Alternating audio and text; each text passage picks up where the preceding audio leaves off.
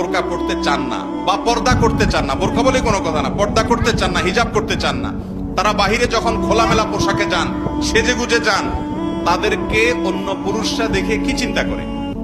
পরপুরুষ গায়ের মাহরামরা একজন সুন্দরী নারী বা একজন যুবতী নারী সাজগোজ করে যদি বাহিরে আসে, খোলামেলা পোশাক আশাকে চলাফেরা করে, যত পুরুষ তাকে দেখে কি চিন্তা করে? আপনারা জানেন না কি চিন্তা করে? আপনি নিজে কি চিন্তা করেন? সবাই সে চিন্তা করে। কথা ঠিক বলছি না? আল্লাহ তাআলা এটা সৃষ্টিগতভাবে এভাবে করেছেন। আপনি যদি বলেন না না হুজুর আস্তাগফিরুল্লাহ, তওবা, আমার মনে কোনো বাজে চিন্তা আসে না, তাহলে হয় আপনি অসুস্থ আর নাহলে মৃত্যু। হয় আপনার ডাক্তার দেখানো দরকার, আপনার শরীরে সমস্যা আছে, আর না হয় আপনি মৃত্যু। 3 নম্বরটা হওয়ার কোনো সম্ভাবনা নাই। এবার আপনি চিন্তা করেন, যেই বোন পর্দা ছাড়া বাহিরে যাওয়াটাকে তার জন্য তিনি এটা প্রাউড ফিল করার মতো বিষয় মনে করছেন, ন্যূনতম যদি